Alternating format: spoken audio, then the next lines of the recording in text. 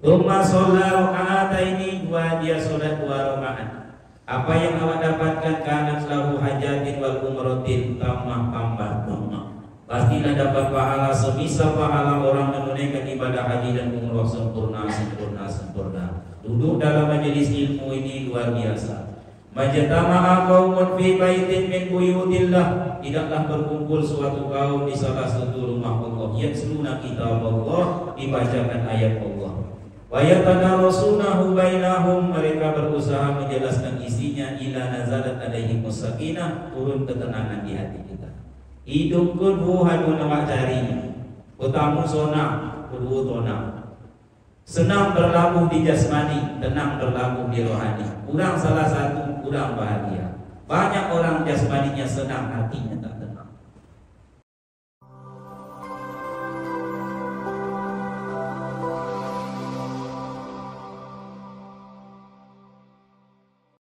Bismillahirrahmanirrahim. Assalamualaikum warahmatullahi wabarakatuh.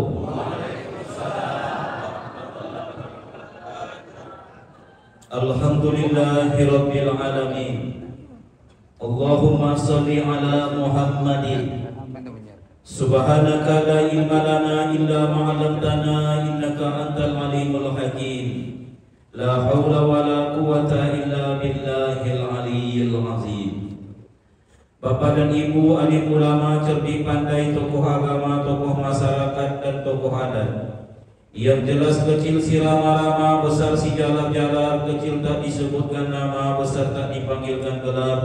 Mudah-mudahan seluruh kita yang berhadir pada subuh ini dimuliakan oleh Allah Subhanahu wa ta'ala.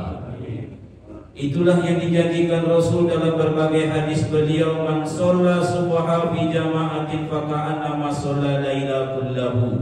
Ikut sholat subuh berjamaah, pahalanya seakan-akan sholat sepanjang malam. Man sholla subha fahuwa zimatillah. Ikut sholat subuh, hidupnya dalam jaminan Allah. Man sholla bardaini dakhalal jannah. Ikut sholat berdingin-dingin akan dimasukkan ke dalam surga. Sholat subuh adalah sholat yang paling berat dilakukan oleh seseorang yang berbakat berpotensi jadi orang munafik. Laisa sholata asqala 'alal munafiqina minal fajri wal isya'i. Tidak ada sholat yang lebih berat dirasakan oleh seseorang yang berbakat lain tunik jadi orang munafik di hatinya, kecuali sholat subuh dan sholat isya. Kalau bulan puasa ketidu Ustaz. Nu peduli puasa. Dalam hadis itu tidak ada disebut kecuali bulan puasa. Sementara orang munafik, al-munafik fi darkil asfal minan nar. Orang munafik itu letaknya di kelak neraka. Wajar Buya Hamka mengatakan, kalau ingin menengok orang beriman, tengoklah waktu subuh. Kalau ingin menengok orang Islam, tengoklah waktu hari raya. Kalau hari raya yang tidak ikut sholat tarawih dan tidak berpuasa di siang hari bulan Ramadan, duduknya dokter khatib. Orang bodang-bodang menangi, aku kata menangi, atau pernah aku di jalan buat.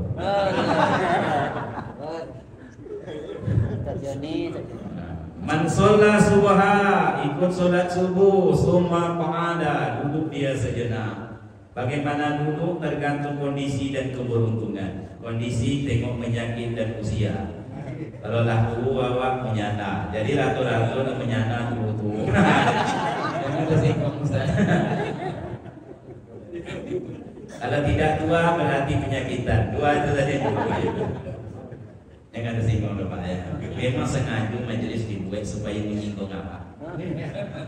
Namanya majelis taklim, tak bentaklim alim. Sampai bawa diminta bentak oleh orang alim. Yazkurullah, mengingat Allah. Duduknya tidak sembarang duduk, duduk mengingat Allah. Hatta tasku asamsu, sampai terbitnya matahari 6:17 waktu subuh. Tapi kalau itu belum dimodifikasi, tambah 10 menit, 15 menit, 20 menit. Pilih yang paling ringan, tambah 10 menit. Lebih kurang 6:27 menit ya Pak. Thumma sholla raka'ataini, dia sholat 2 rakaat. Apa yang awak dapatkan kana lahu hajatin wal umratin tambah. Pastilah dapat pahala semisal pahala orang menunaikan ibadah haji dan umrah sempurna. Duduk dalam majelis ilmu ini luar biasa. Majtama'a qaumun fi baitin min buyutillah, tidaklah berkumpul suatu kaum di salah satu rumah Allah, yatluna kitab Allah, dibacakan ayat Allah. Wa yatadarasunahu bainahum, mereka berusaha menjelaskan isinya. Ila nazalat alaihim sakinah, turun ketenangan di hati kita. Hidup kudu hadun awak cari, utamu sonang kudu tonang. Senang berlabuh di jasmani, tenang berlabuh di rohani. Kurang salah satu, kurang bahagia. Banyak orang jasmaninya senang, hatinya tak tenang. Atau sebaliknya, banyak orang hatinya tenang, bahkan ditenang-tenangkan, tapi badan kurang senang, kurang bahagia. Suatu ketika istri mengatakan sama suaminya, "Bang, kenapa uang sekolah anak dah 5 bulan belum berbayar, tonang ternyata." Gue istri sementara diputuskan orang, tonang. Utanglah selidih pinjam, tonang ternyata. Aino bantu tonang. Jadi badan senang, hati tenang. Salah satu mencari ketenangan, duduk dalam majelis ilmu. Nazalat alaihim sakinah, turun ketenangan. Wa wasiyatuhumur rahmah, saat ini Bapak Ibu dipandang, ditangkap oleh Allah dengan pandangan penuh kasih sayang. Rasul menyebut itu supaya Allah elok-elok duduk, karena awak sedang ditengok oleh Allah. Ini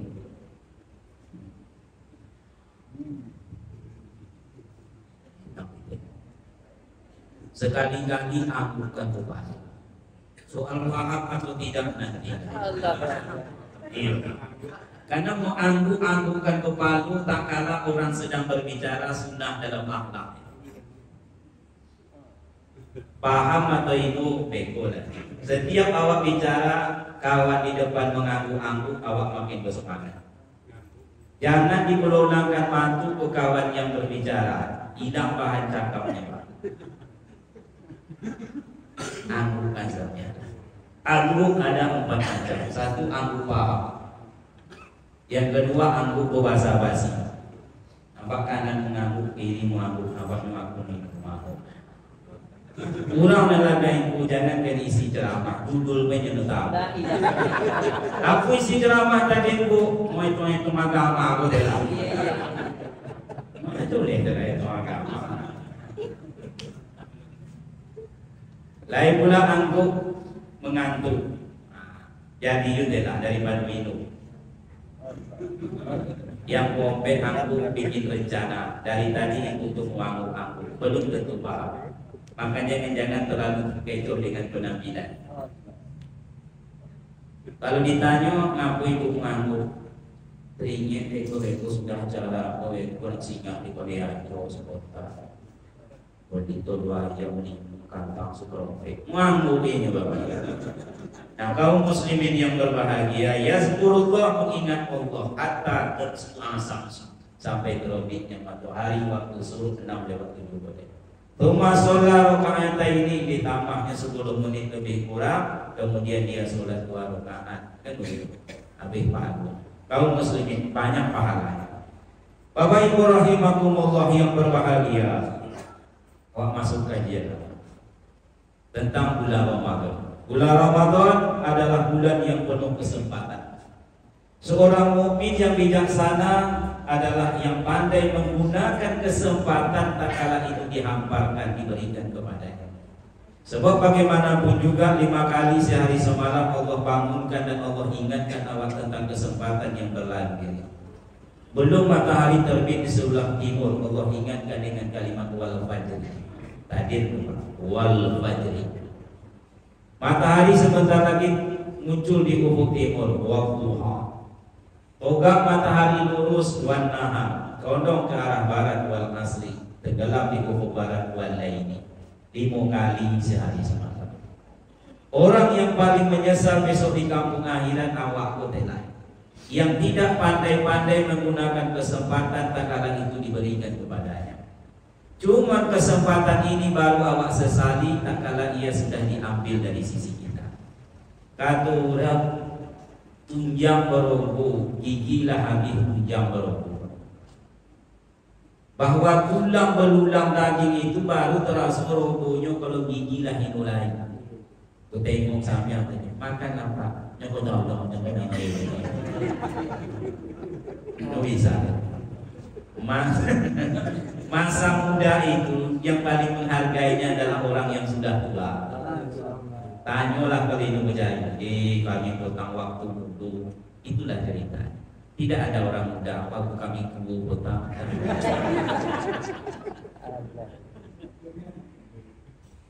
Waktu sehat itu dihargai oleh orang yang sedang sakit, dan waktu hidup itu dihargai oleh orang yang sudah meninggal dunia di kampung.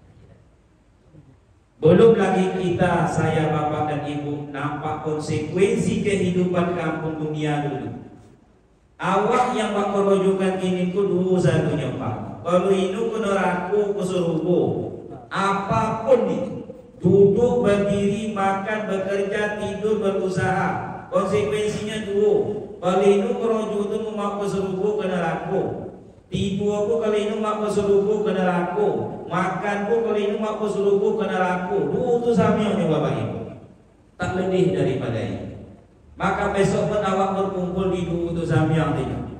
Kalau itu dari awak yang hadir pun di dalam suruhku besok, tengok ini kiri kanan ke belakang.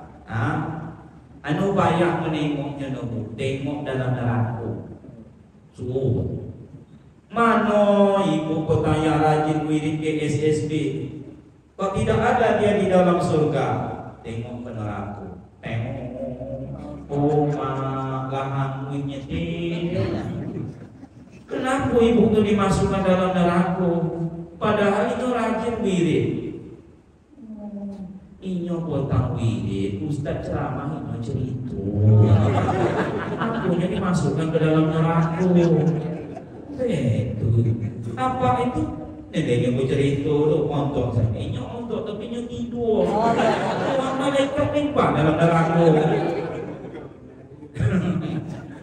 Kalau nanti gue jago lah tekan. Nah, kau muslim tapi mudah-mudahan awak masuk dulu. Kau usah berkecil hati dan kita. Perkataan yang harus dipercaya itu qala Allah wa qala Rasulullah. Kata Allah, wa basiril ladzina amanu wa amilus solihati anna lahum jannatin tajri min tahtihal anhar. Beritakan saja kabar gembira, menyenangkan, menyejukkan, melapangkan, mendamaikan kepada orang beriman beramal soleh. Bagi mereka Allah sudah sediakan surga yang mengalir sungai di bawah.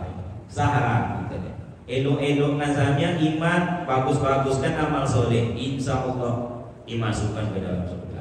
Allah nampak besok, itu dia indahnya surga, itu dia ngerinya neraka. Modalnya adalah amal soleh. Tak pandai menggunakan kesempatan dunia, barulah awak menyesal. Rabbana ya Tuhan kami, absorna, hari ini kami sudah menengok.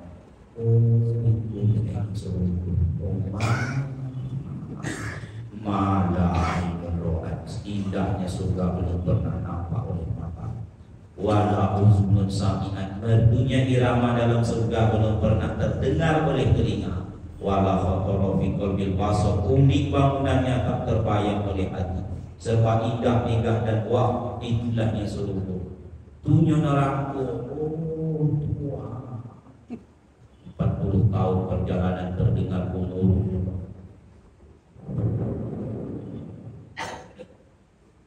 Farji'na na'mal solihan, balikkan kami ke dunia supaya kami bisa beramal soleh.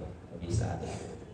Sesal dahulu pendapatan, sesal kemudian tak berguna. Jangankan besok sudah nampak indahnya surga, ngerinya neraka.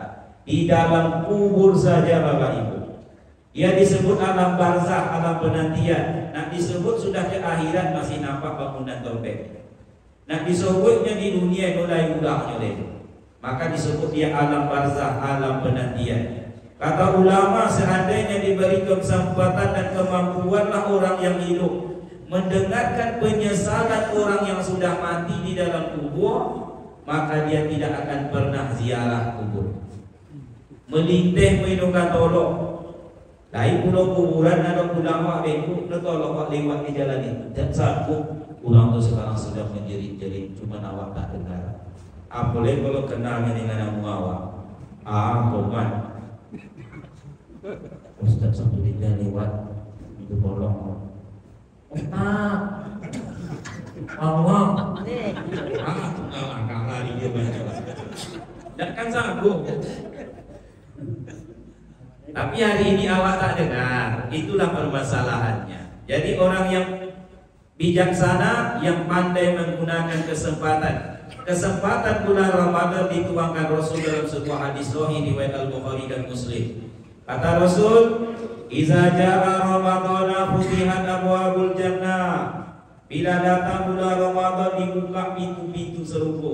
Lah lapak oleh hari dengan hari itu buka pintu surga. Sejak Rabu kemarin tanggal 22 Maret disenandungkan azan di Masjid Darul Amal ini, Darul Iman itu.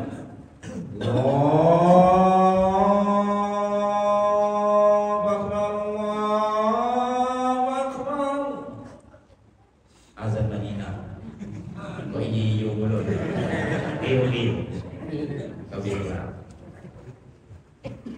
Dibukalah pintu surga. Iza jaa Ramadhana futihat abwabul jannah. Aku menyumbangkan awakku kesempatan sama kalian.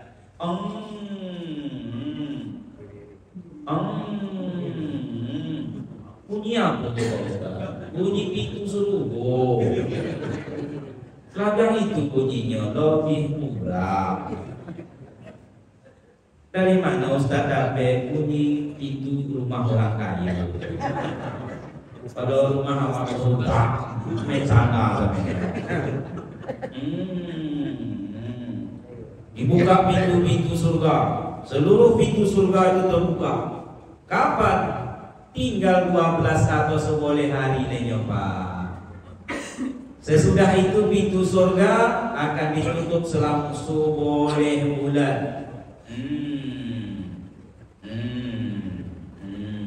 Kesempatan mendaftar ini. Hingga boleh hari ini. Mendaftar, siapkan bahan, ikut seleksi, mudah-mudahan lulus. Karena untuk masuk surga itu memang selektifnya luar biasa dan waktu pembukaan sangat sebentar. Banyak masuk. Salah satu syarat yang ditulis di situ, kalau ingin masuk surga tidak boleh membawa dosa. Biru-biru lulus kenapa? Syarat masuk itu berdosa. Tengok muku-muku awakku memang ada berdosa. Kalau di dalam masjid kan aja. Kalau kedua mau mantap. Dosa. Jadi tidak boleh masuk surga Ustaz kata itu. Tak boleh dulu. Karena Nabi Adam itu tinggal dalam surga karena belum berdosa. Ya Adam uskun anta wa zaujukal jannah.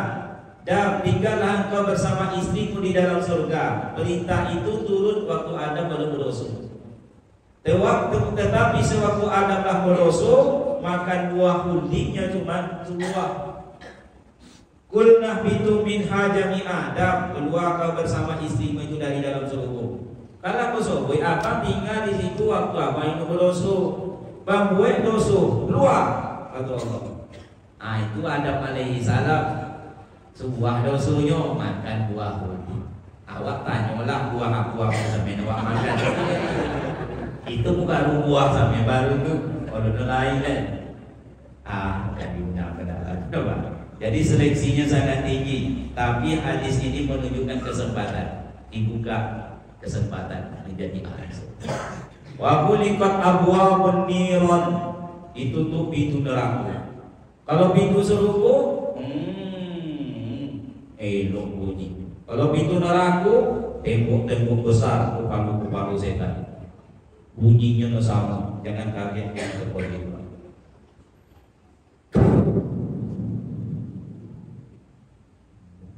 Waktu itu, kilo. Mana aku tahu? Bertanya oleh iyo saya. Ditutup pintu-pintu neraka selama 11 bulan. Pintu neraka itu terbuka lebar. Masuk pintu neraka tidak perlu seleksi. Siapa nak silakan. No bayangan. Kata Rasul, seorang perempuan Bani Israel dilemparkan ke dalam neraka jahanam, kisah sahih. lantaran mengurung seekor kucing.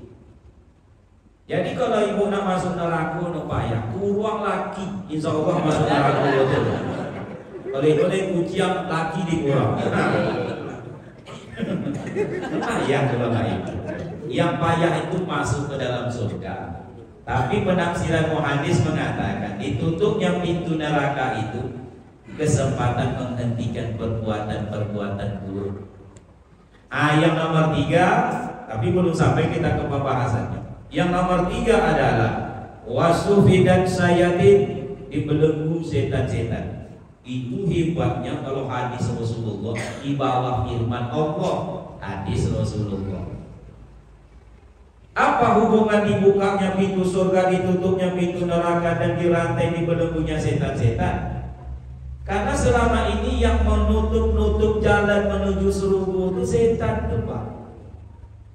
Selama ini yang membuka jalan menuju neraka kok setan itu. Jadi dia yang betul awak peluang. Aku jalan menuju neraka. Nak surga saleh tutup. Nah, setan yang punya pengaruh ini selama bulan Ramadan itu dirantai. Makanya suasana Ramadan bersama dengan suasana bulan lain. Tak percaya Bapak Ibu, bandingkan malam Ramadan ini pun dengan malam takbir besok. Seakan-akan lain menidam. Ya nama. Terasa tu. Apalagi hari ketiga, keempat hari raya, lain. Lah ditutup pintu neraka, pintu surga. Dan dibuka oleh pintu neraka, lobeh pada setan-setan. Walaupun memang yang disebut dirantai setan ada 3 penafsiran. Yang pertama, ketua-ketua setan saja yang dirantai. Anak buahnya tetap berkeliaran. Itu penafsiran. Yang kedua, seluruh yang namanya setan dirantai, mulai dari yang kecil sampai yang besar, rantai sampai. Yang nomor 3, setan yang dirantai itu hanyalah orang yang berpuasa, dirantainya setannya. Sementara yang tidak berpuasa, setan tetap berkeliaran menggoda. Apapun penafsiran ulama, benar dan mungkin benar. Masalah benar dan mungkin benar. Mungkin benar sama dengan salah. Mungkin benar itu 75% benar. Jadi tak boleh menyalahkan pendapat ulama. Salah satunya kalau itu tentu yang baik-baik. Salah satunya adalah yaitu orang memberikan pendapat kalau ulama walaupun salah dapat 1 pahala. Walaupun salah memang, tapi dia langsung sungguh-sungguh menjawabnya, dapat 1 pahala. Apapun itu analisanya, penafsirannya, yang jelas secara sahih setiap awak ini selama 11 bulan Bapak Ibu diikuti oleh setan. Allah. So boleh bulan diikuti oleh setan. Dasarnya Pak Ustadz, ini kisah berikut ini. Suatu ketika Rasul terlambat pulang. Mungkin beliau berdakwah, mungkin beliau melayani orang lain. Terlambatnya pulang. Ya, profesi dakwah ini banyak ustaz-ustaz kondang saya tengok di sini Bapak Ibu. Sebenarnya saya sedang ceramah di situ, tapi Pak pulang dari namanya. Saya ikut lagi di belakang,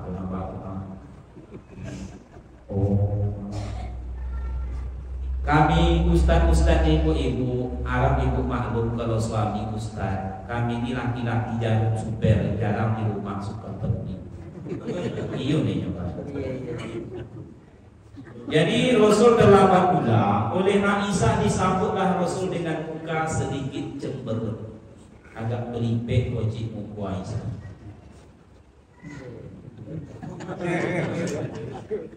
Kiru-kiru aku ini menengok. Rasul paling tahu. Jadi ilmu yang tidak ada kita tuntut di bangku kuliah atau tempat lain adalah ilmu rasul dan pariso. Rasul-rasul itu ilmu yang tinggi. Para ustaz sebaiknya memiliki ilmu rasul-rasul. Kalau lah menguak jemaah berhenti lah jemaah. Aku sukunya menengok jam berhenti je lah terlepas. Mau nyua kaki berhenti je lah. Mencari kawan tu cerita sampai berhenti je lah. Itu ilmu rasul-rasul. Kalau kamu uji udah apa iya? Aku datang sebelum kau rindu. Nah rindunya baru datang lah. Pas kau suruh rindu betul. dan aku akan pergi sebelum kau benci. Kan itu impetnya 20 hopet. Jadi ibu-ibu kalau bisa laki undang, tolonglah yang dilakukan oleh yang disebut Raden Ajeng Kartini. Tidak ada perkara yang lebih membahagiakan bagi seorang perempuan kecuali menimbulkan rasa senang bagi orang yang dicintainya, yaitu laki awak. Itu Raden Ajeng Kartini tarik ujung bibir ke samping.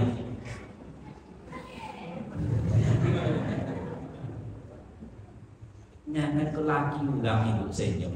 Laki apa? Kami pun nak marang nasi tu nak kata. Kalau budak pada ramai. Ibu laki. Apalah payahnya. Susenti ke kanan, susenti ke kiri. Walau limau di hati ibu kabiang dia dari keluar. Awas banget pesan. Coko banget. Tapi kalau nak menyambut itu lagi, jangan dibuat muku belipet, lalu mencercanya dengan berbagai pertanyaan. Lambat dia bawa pulang. Isuk copet lagi pulang. Adik dicopet bawa pulang. Isuk suami no pulang. Ada bawa pulang. Pulang suami kok pulang? Pulang salah, Ino pulang salah. Apa-apa kalau punya bini tipe kayak itu Pak, tolonglah dia juga mencoki. Iya semua kawan menengok. Tapi yang sekaligus nampak barang buktinya wesa oke sekali sobo Ino sengaja. Sobo besok tutup hidung dengan apa kata. Sobo Ino sengaja. Lalu sakitnya pemampu. Bukan dengan baru. Ucaru ni go bawa dia. Muak awak di duit ini, tapi ibu belakang gue elok. Dia nampak dewan muku ibu elok. Tadi dulu. Nah, dalam riwayat ini Rasul disambut sedikit agak cemburu. Rasul tahu Aisyah, engkau cemburu. Jadi Rasul ini orang yang paling pintar. Ibarat orang menggaruk pas tentang kata. Aisyah, engkau cemburu. Kata Aisyah, ya Rasulullah, bagaimana mungkin orang yang seperti saya ini tidak cemburu kepada orang yang seperti Tuhan? Apa maksudnya ini? Orang yang seperti saya, Aisyah, ini masih muda. Jadi kalau seandainya kalau istri awak masih muda, dia cemburu, itu wajar. Yang tidak wajar kalau istri sudah tua masih cemburu, yule. Apunya dengan dicemburu. Kamunya diuak-uak, tapi ini kejadian Pak di rumah sakit. Seorang ibu-ibu minum rondok umur 64 tahun. Minum rondok, masuk jam 8 pagi ke rumah sakit, meninggal pada jam 4 sore. Tanya-tanya punya usut, ternyata ibu itu alasan minum rondok cemburu sama laki. Berapa umur ibu tu? 60 tahun. Kalau anak gantinya, aku masih muda, maksudnya wajar dia cemburu. Kata Aisyah, bagaimana mungkin orang yang seperti saya tidak cemburu kepada orang yang seperti Tuhan? Aisyah masih muda. Orang yang seperti Tuhan itu maksudnya Rasul itu pantas Aisyah cemburu. Orangnya tampan rupawan. Kalau orang seperti Tuhan tuh, itu masalah. Wajar ternyata cemburu. Ganteng. Adapun istri awak tidak cemburu, wajar juga. Apunya dengan dicemburu kalau ada menanggung sesuatu. Saya alhamdulillah nggak bapak ibu. Kadang-kadang pulang ceramah dari sebuah tempat sampai di rumah masuk. Tapi bini nolai cemburu, bapak. Alhamdulillah, apunya dengan dijemur, kok nolai dengan diambil. Nak pulang, nak iso, tenang beri gue. Walaupun memang cemburu tanda saya. Kaum muslimin, Rasul itu gagah tampan orangnya, Pak. Sekedar pengenalan siapa Rasul itu sedikit saja. Kata Rasul, di langit ketiga aku jumpa Yusuf alaihi salam. Dan Yusuf itu diberi wajah yang rupawan oleh Allah. Taulah awak Yusuf ini. Melintas Bu Yusuf di depan perempuan yang sedang membuah buah-buahan. Tanpa sadar mereka terbius dengan ketampanan Yusuf. Pisau dan di buah-buahanku mendarat di tangan tanpa terasa. Bahu ganteng. Oh ma. Tapi kata Omar tak ada. Ya karena adalah ini bukan manusia, aku malaikat. Oh Tuhan. Itu gantengnya Nabi Yusuf. Tapi Rasul mengatakan Yusuf itu mendapat separuh ketampananku. Separuh dari ketampanan Nabi Muhammad. Wah, itu gantengnya. Kata sahabat dalam kitab Syama'il karangan Imam At-Tirmizi, suatu malam aku keluar rumah, bulan sedang purnama, Rasul sedang di luar rumah, berpakaian merah dari negeri Yaman. Ku coba membanding-bandingkan, menengok bulan yang sedang purnama dengan memandang wajah Rasulullah. Ternyata Rasul itu jauh lebih memukau. Wajarlah Aisyah cemburu. Untuk itu gantengnya. Awak wajar cemburu dari mandi ke belaki. Kata Rasul, apa kata Rasul? Kalau begitu Aisyah, engkau sedang diikuti oleh setanmu. Ini hubungan dengan pembicaraan apa?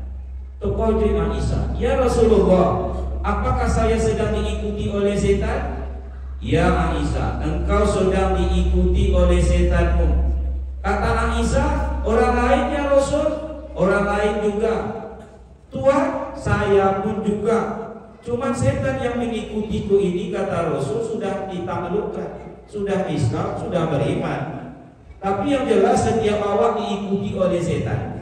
Nah, setan yang menggoda awak ini selama bulan Ramadan ini dirantai. Lalu apa kesempatannya? Yang pertama adalah kesempatan membasuh dosa-dosa yang pernah awak lakukan. Pak Ustaz, apakah di bulan lain, 11 bulan yang lain itu dosa awak tak dihapuskan? Dihapuskan. Wallazina idza fa'alu fahisatan aw zalamu anfusahum zakarullaha fastaghfaru li dzunubihim wa may yaghfiru dzunuba illallah. Orang terlanjur berbuat dosa, kata Allah, kemudian dia ingat kepada Tuhannya, lalu dia memohon ampunan, beristighfar, Allah ampuni. Di bulan lain Allah ampuni. Cuma jumlah istighfar awak di bulan lain itu tidak imbang Pak dengan dosa yang awak lakukan. Istighfar awak kan 3 kali selesai sholat. Rasul 100 kali sehari semalam. Awak 3 kali. Dosa beleak-beak. Istighfar 3 kali. Yang 3 kali pun sesambilan. Ada yang istighfar sambil menguap. Oke, yang belum kepala. Waktu malaikat pun surah yang diambilkan dosa belum muak kau yang tahu. 3 kali belum. Sambil menyuruh anak. Astagfirullah. Nyaman kau kan itu dua makan nonton. Kodang lu Cina, kodang lu astagfirullah. Kodang ke TV-nya kau. Jangan itu kacanya itu doa astagfirullahaladzim. Waktu malaikat non mano Cina dia. Kalau itulah cuman istighfar awak, tidak gugur dosa. Memang kalau ditengok dari luar, awak ini kayak tak berdosa. Apalagi kalau sudah dipanggil Al-Muqarrab. Sedangkan jalan saja kok bontoknya Pak. Tapi jangan-jangan awak kok gudang dosa. Kalau seandainya badan awak ini dalam bentuk selembar kertas, lah monoh ditulis sudah Pak dosa awak yang selama itu sembunyikan. Dosa mengutuk, dosa mengumpat, mengeluh, mencecah rumah ditulis. Kalau seandainya dosa itu dalam bentuk konsekuensi bengkak, nolai ini tidur bongkak lah bodoh. Saya pun tak berani ceramah sungguh itu. Kenapa demikian? Saya khawatir dosa saya lebih banyak, tentu bongkaknya lebih banyak pun. Kata ibu apa ini kenal dengan aku kan Ustaz satu jam Tuhan banyak bongkak. Mak kalau ikut jadi orang aja lama itu enggak. Tapi karena Allah sayang sama awak, nu nampak dosa seakan-akan itu dosa. Ulu bani Adam kok. Setiap anak cucu Adam pasti berdosa. Cuma ditengok dari baik kenapa. Kau Ramadan ku hapus dosa awak, siang hapus, malam hapus. Kalau tidak adalah Ramadan ini tak hapus awak jadinya. Tapi yakinlah dengan janji Rasul, siang hapus, malam hapus. Bahkan Rasul mengatakan, celaka seseorang, rugi seseorang diberi kesempatan jumpa dengan Ramadan, tapi tak kala Ramadan meninggalkannya, dosanya belum diampuni, kesalahannya belum juga dimaafkan. Apa maksud perkataan Rasul? Iku pun jaminan. Kurang aku sayang. Siang dihapus, ini tuh Pak, awak tidak istighfar, tapi dosa awak sedang dihapus ini. Banyak pun ada dosa. Tuhan,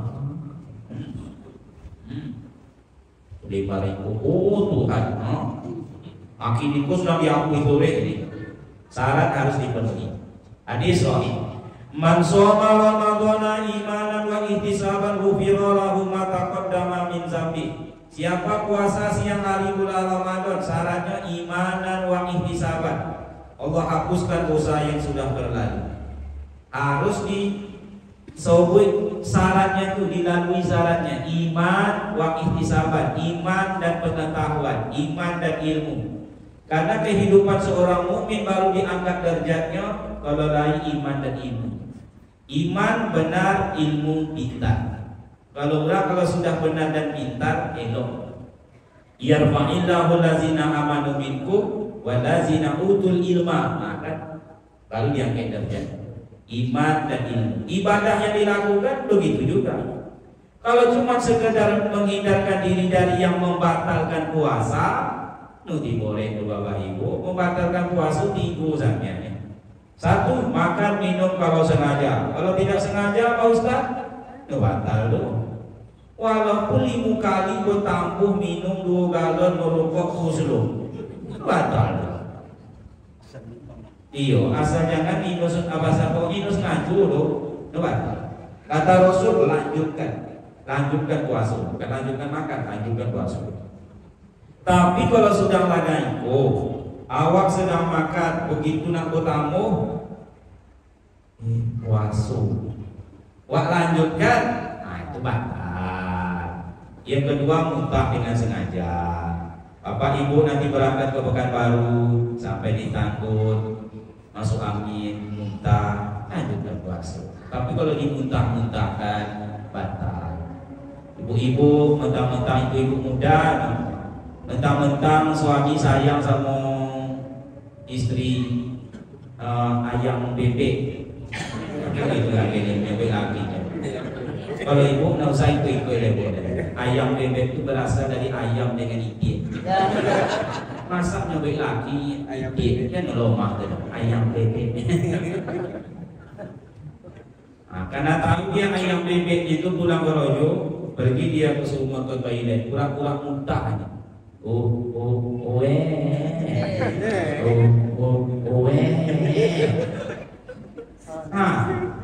Kalau itu kan tolok puasa batal kan, kata suami. Belum dia lagi menyuruh lah batal puasa ibu. Kenapa? Muntah dengan sengaja. Yang nomor 3, mohon beribu maaf tapi hukum tetap harus sampai, yaitu bercampur suami istri di siang hari, tapi fikih mengatakan tak ada kalimat kalau sengaja. Kalau hari itu suku banyak. Kalau makan dengan sengaja, buka dengan sengaja ada. Bercampur suami istri di siang hari kalau sengaja tak ada. Cari. Ini mungkin ini sengaja. Ada amin boleh ya. Saya kadang-kadang kami ustaz kan sering ditelepon oleh jamaah karena menanyakan satu permasalahan. Bisa kami jawab dan bisa kami obat ke ustaz yang lain. Coba tanya si Anu, kan gitu. Saya begitu Pak, tanya si A, tanya si B. Kalau bisa dijawab saya jawab. Kadang aku tanya ibu, Pak Ustaz, kami nak puasa, ini sengaja naik tensi ke mana? Ini sengaja apa? Aku cokit ibu betul baju aku. Soalnya ini mungkin ini sengaja. Tapi mohon maaf Bapak Ibu, momen ini yang pas untuk menyampaikan hadis ini.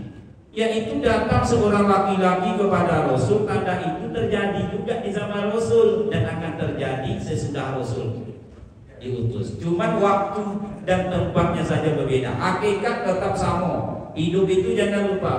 Hakikat tetap sama, yang berbeda tempat dan waktu saja. Apapun itu.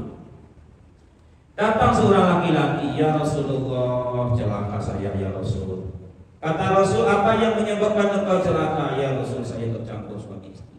Mirah muka Rasul. Jadi salah satu ada kitab judulnya Saat-saat Rasul Marah. Nah itu masuk bagian ini.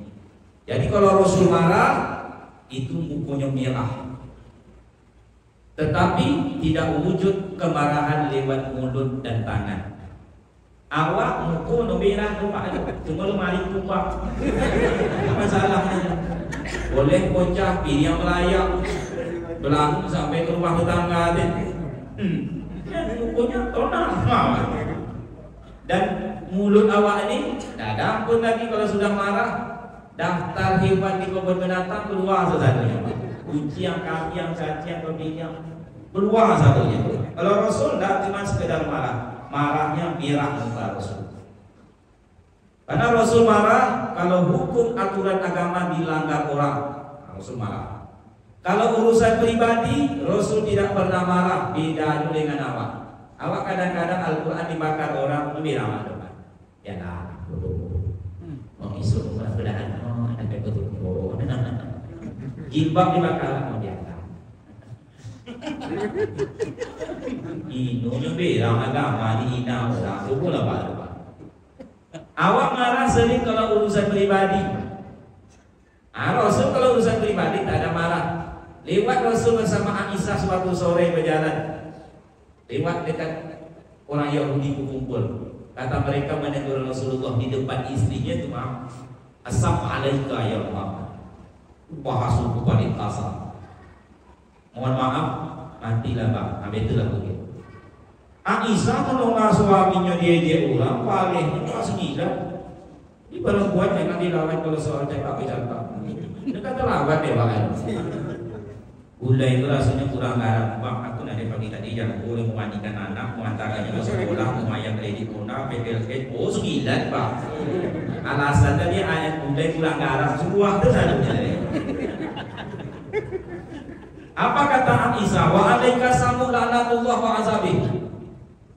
Engkau yang diazab Allah, dilaknat oleh Allah, engkau yang celaka. Kata Rasulullah, Aisyah, enggak perlu banyak-banyak pun. Tidak Tuhan donganya macam mana menghina Tuhan. Oh, enggak ada punya. Kenapa Tuhan tidak balik? Oh, aku balik. Tapi enggak boleh begini. Itu bahasa apa? Apa Tuhan balik tadi? Wa alaika.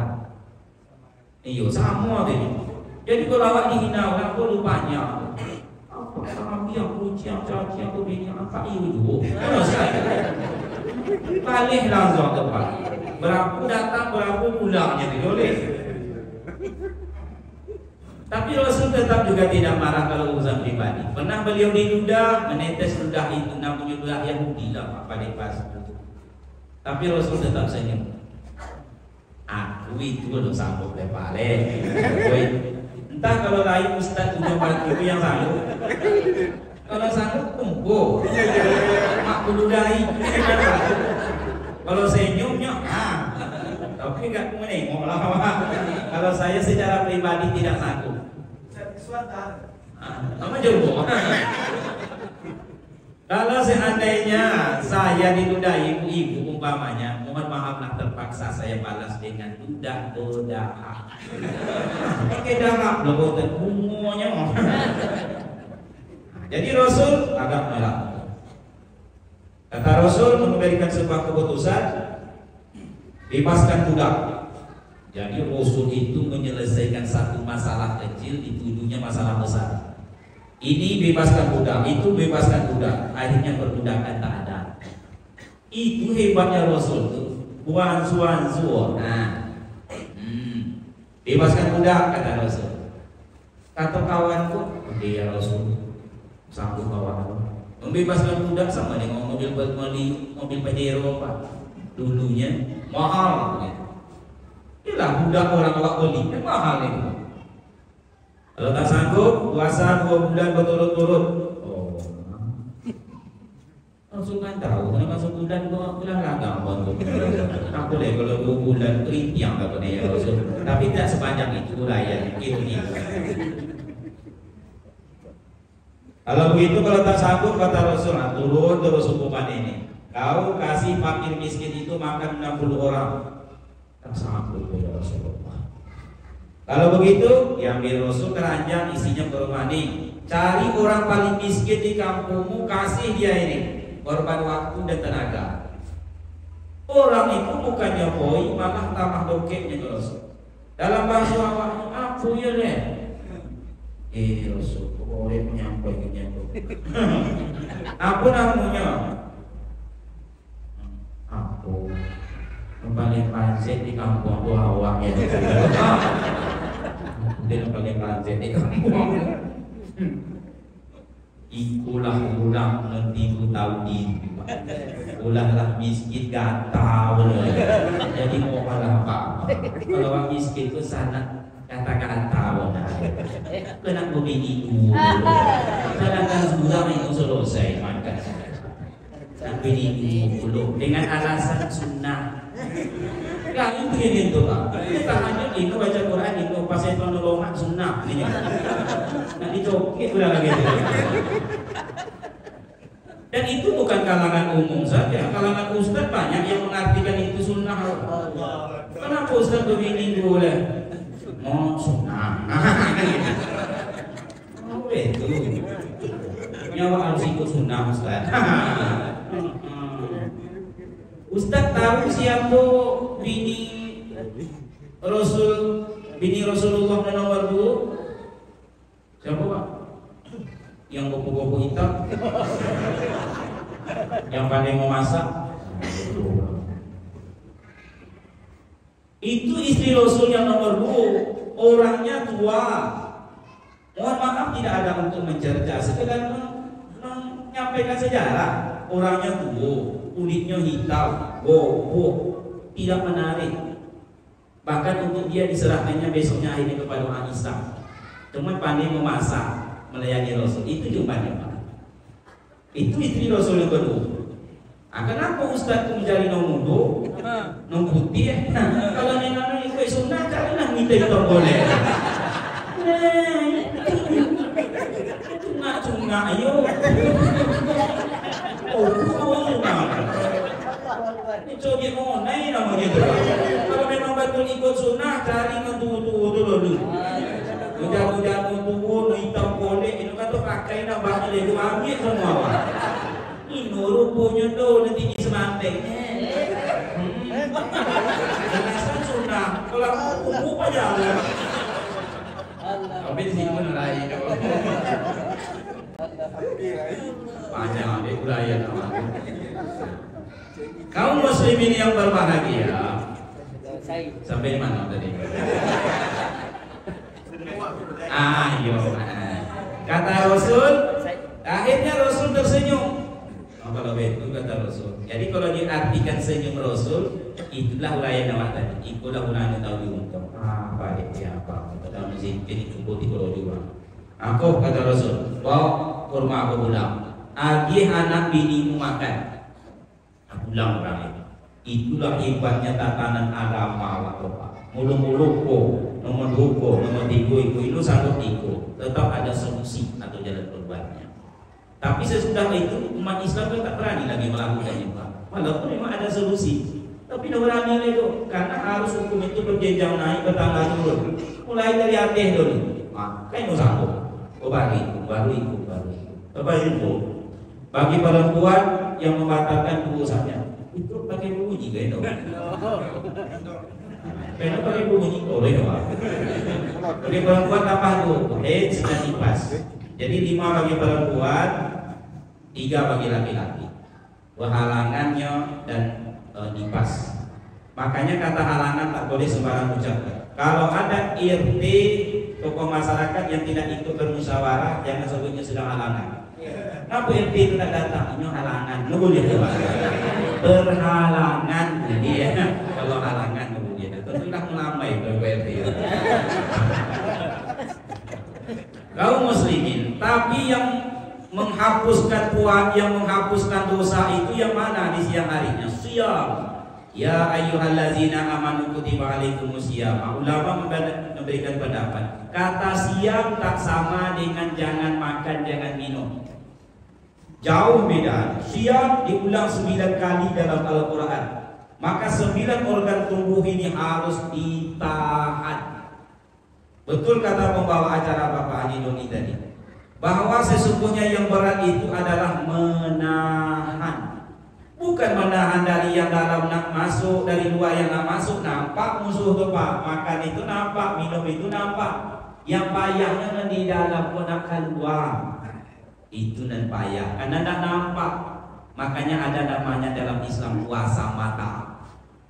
Kenapa? Ini sumber kejahatan. Ya dari mata itu baru turun ke hati, baru lewat tindakan nyata. Ya nak posisi dulu. Jangan banyak cita hatimu, maka tahanlah pandangan mata. Kan begitu kata Mutiara. Ombeng puasa mata. Satu memandang dengan pajak. Satu orang pasar jadi buruk, matu hitam masuk ke batang itu.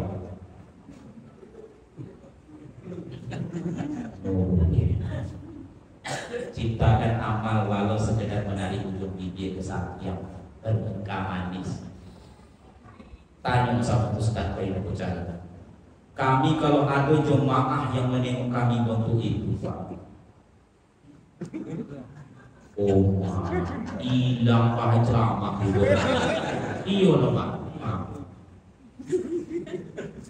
Yang kedua, memandang dengan merendahkan. Ciri khasnya setelah dipandang seseorang, pipi kanan naik ke atas secara spontan.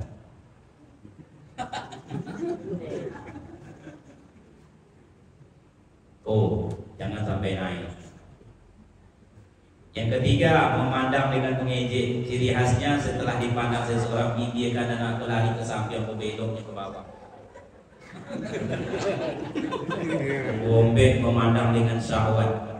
Lewat anak gadis umur 71, sonik mandor.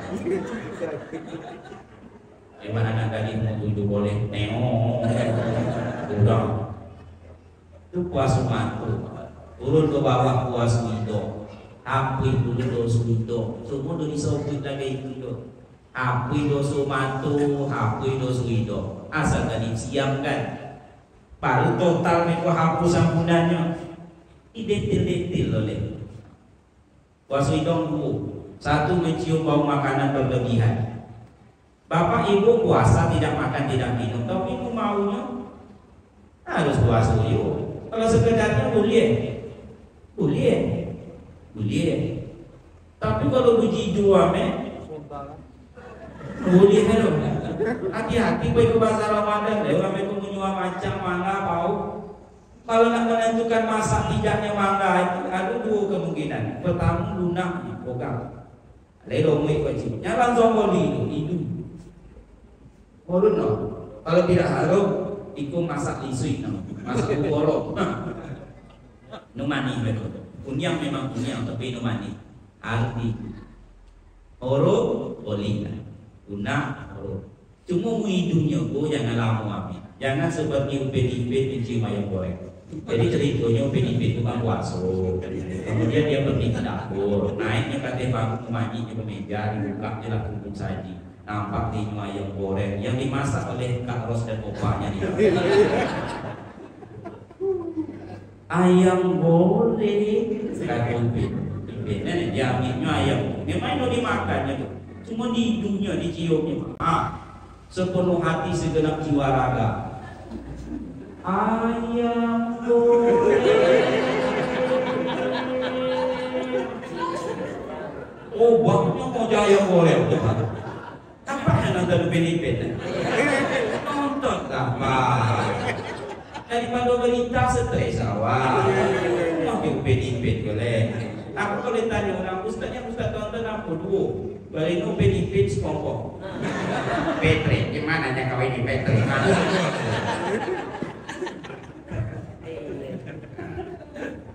Hilang pahalanya. Hati-hati Pak, masih ada 12 hari lagi. Puasa hidung ini akan mempengaruhi nanti seluruh puasa awak di akhirnya. Nomor 2, puasa hidung. Hati-hati, sesayang-sayang suami dengan istri, tahan dulu, yaitu mencium suami atau istri di siang hari bulan Ramadan. Mohon maaf, kebiasaan orang kota itu kan begitu, melepas suami, ada papa, ada mama, cupika-cupiki cicaknya kau, ada papa, ada mama. Awak di kampung nilai lagi itu Bapak. Aduh, Pak, aku nak ada apa-apa dalam itu tuh bilang ikut cangkul. Usaha kilo tak aku niat. Ayo dia.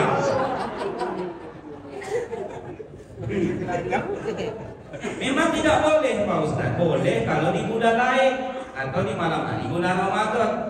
Malah berpahala. Bu paham? Jangan salah Bu. Suami mencium istrinya Bu dapat pahala. Pokoknya sahabat, ya Rasulullah, dapat pahala. Kata Rasul, bukankah engkau di luar sana melakukannya dapat dosa? Di dalamnya dapat pahala. Kalau bapak ibu tidak percaya itu berdosa, lewat ibu-ibu lain sih orang berdua. Kamu bongkar betul. Boleh.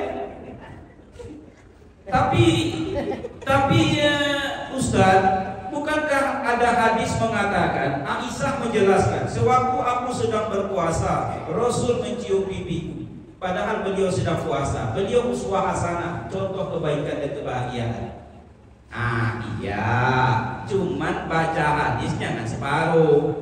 Dan Rasul, ini ya Aisyah itu, dan Rasul itu orang yang paling pandai menahan diri. Awak di situ kekurangannya. Ibarat rem mobil, Rasul kok pakap. Sekali diontekan berhenti, nolak itu dua jalan gitu. Awak ikut kosong kadang-kadang tergelincir. Kalau lah tergelincir, apa hayu? Maksud saya telaku tapi ngopo begitu. Jadi tidak payah agama ini Pak. Agama itu menenangkan tadi kalau jual, ya kan? Pokoknya kalau sudah disuruh Allah kerjakanlah, besar manfaat. Kalau sudah dilarang oleh Allah dan Rasul tinggalkanlah, pasti besar kemudaran. Kan dilarang, dah tinggalkan, selesai. Pak Ustaz, ada hadis bahwa ada yang dibolehkan Rasul. Ada. Kata Abdullah bin Amr bin As radhiyallahu anhuma, tak kala kami tengah berkumpul bersama Rasul, anak dan ayah itu sahabat besar. Amr bin As radhiyallahu an sahabat Rasul, anaknya Abdullah bin Amr bin As. Orang yang paling mirip tindakan ucapannya seperti Rasul itu Abdullah ini. Kami sedang duduk bersama Rasul. Kau tidak Pak ya? Itu waktunya sampai lah kan? Undur ini. Hotel lain kan kamu selesai ini kan? Ayolah, aku itu sabar-sabar kan ya. Kata Abdullah bin Amr bin As, waktu kami berkumpul bersama Rasul, datang seorang laki-laki. Lalu dia bertanya, ya Rasulullah, saya sedang berpuasa, bolehkah saya mencium istri? Kata Rasul, tidak boleh. Orang itu pergi. Belum jauh orang itu pergi, datang puluh surang. Ya Rasulullah, saya sedang berpuasa, bolehkah saya mencium istri? Kata Rasul, boleh. Kata Abdullah bin Amr bin As, kami antara satu dengan yang lain sering berpandangan. Itu hebatnya Rasul membaca raut muka ini. Kata Rasul, adapun orang yang pertama tidak boleh karena dia seorang yang masih muda. Dia seorang suami tapi masih muda, maka tidak boleh. Jadi ingat dulu, kalau laki awak masih muda, nggak boleh doang. Nah, kenapa orang nomor 2 boleh? Karena dia sudah tua. Jadi kalau tua, beruntunglah apa-apa. Cuma tua mana? Tuanya tua yang berjumpa dengan Rasul. Dia tua yang mana? Ya setua yang berjumpa dengan Rasul. Kira-kira Pak Ustaz tua renta. Ya kira-kira tidak membahayakan. Kalau tuh menangok, oh tuh pak, oh tuh, nah itu lo kuliah kan? Yang tua renta mana? Lah mengeletik susah. Lah iya. Iya belum. Sini kami ngapain? Kok kira mah. Aki kan bafo. Kok dia kami cium pipinya. Ya ilah. Kata Rasul pantai lah pak. Tapi kata pantai bukan. Tidak ada kata pantai ada. Boleh begitu. Jadi kalau tua renta baru. Nah puasa hidung awak tuntaskan puasa ini pak ya. Menanggung bego pak. Turun ke bawah ini bu puasa telinga satu saja. Walaupun satu ini sangat berat karena tak ada penutupnya. Awak tidak mau membicarakan aib orang. Awak di samping mengawin-awin. Tak tahu nih kok cerita itu. Nyebet dua jam. Jadi aku mau cerita.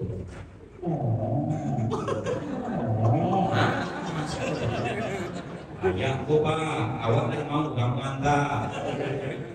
Oh puasa mulut, ini paling berat ini. Bahkan kami so'imin laisa lahu min siyamihi illa yuqimal atas. Banyak orang ikut puasa tak dapat apa-apa kecuali lapar dan dahaga saja. Bapak Ibu tidak usah gelisah, tidak ada sarapan sudah ini dada loh Pak. Jadi waktu sarapan aku ambil untuk ceramah. Itu masuk dalam bagian lidah ini. Banyak orang puasa tak dapat apa-apa kecuali lapar dan dahaga, khususnya ke lidah Pak. 15 puasa mulut awak ini. Coba bayangkan. Ini perkahlian pembicaraan segala macam bersumber dari situ. Makanya man kana yu'minu billah wal yaumil akhir falyaqul khairan aw liyasmut. Kalau itu kan bisa ucapkan elo-elo, menyenangkan hati orang, jangan menyakitkan hati orang. Kalau itu bisa memujinya, jangan mencacinya. Kalau tidak bisa memberikan keuntungan, jangan merugikan. Kan begitu. Lebih baik untuk samia diam. Kalau tidak percaya bahaya lidah ini, tegurlah orang di jalan dengan lambayan, dia akan membalas dengan lambayan. Cuel, Pak, yuk, pasti dijawab, yuk. Tegur orang dengan senyuman, Pak, dia akan jawab, yuk. Tegur orang dengan salam, malah dia wajib menjawab salam. Assalamualaikum Pak, dijawab, Waalaikumsalam. Coba togo orang bego Pak dengan menjulurkan lidah. Resiko tanggung curang. Pak, yuk. Intinya apa masalah? Bahaya lidah. Terakhir Bapak Ibu, tidak semua kita bicarakan puasa perut. Masih ada juga puasa perut Pak Ustaz. Bukankah kita sudah tidak makan tidak minum 12 jam? Iya, puasa perut itu memasukkan yang halal tapi berlebihan. Tidak lagi ikut cara Rasul waktu dia sedang berbuka. Ada orang berbuka itu paling goblok. Seharusnya kan berbuka itu kurma dulu. Anjing, kami itu Pak.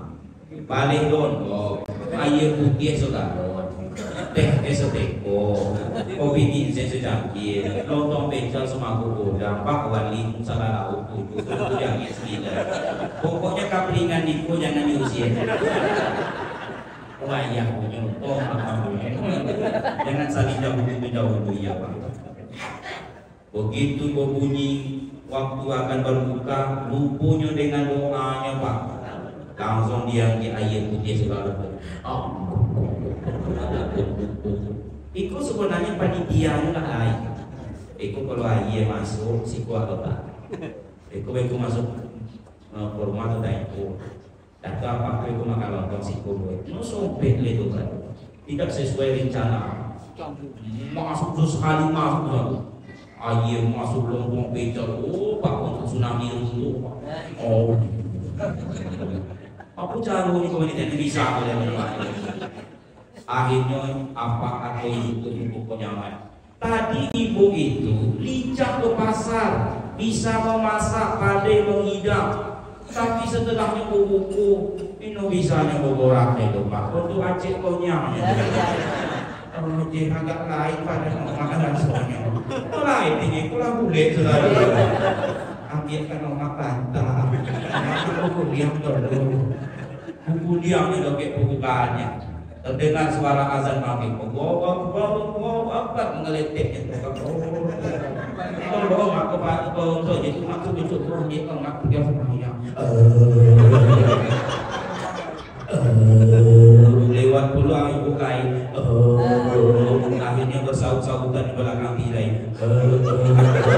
Selesai imam jadinya. Indang palunya dari Pak. Dan itu terus berkelanjutan. Jadi awak targetkan Bapak Ibu, siam itu menahan secara total. Malam dihapuskan juga. Siam dihapus, malam dihapus. Pak Ustadz, memangnya siam puasanya soma, malam koma. Man qoma Ramadhana imanan wa ihtisaban. Siapa yang mendirikan malam Ramadan dengan iman dan kesadaran, Allah hapuskan dosa yang sudah berlalu. Ciri khas malam Ramadan sebuah yang tarawih.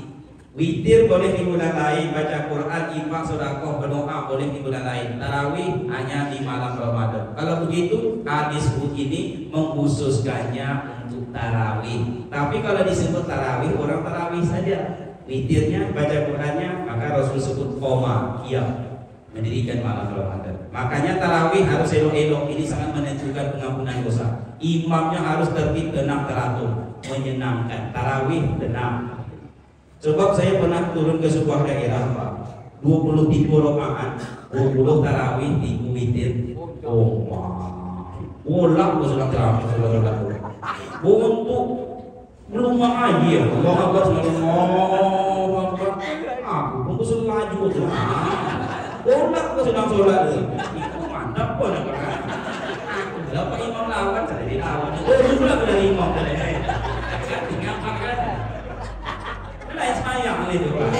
10 rakaat susah sampai. Maju pun imam nomor 2. Mana bohong kalau maju deh. Seharusnya kan jadi imam yang harus spesial di rumah-rumah. Tertib, teratur, tumakninah, karena akan menghapuskan dosa jamaah. Elok-elok. Jangan laju-laju, tapi jangan dulu berleha-leha. Elok-elok, jangan terlalu panjang. Iman orang belakang sama dengan sahabat. Kalau sahabat sampai jus dikunjus itu makanan mereka sehari-hari. Awak jangan dijumpu. Untuk jemaah ulang. Usahakan 3 juz, 2 juz, 1 juz. Inna atwaina 3 ayat. Kalau terlalu lama imam mengutuk jemaah ulang. 3 ayat, cukup iramanya pengaman Solo. Udah apa jemaah? Kan ada imam Korea apa? Bukan imam di sini. Inna atwaina cuma Bismillahirrahmanirrahim.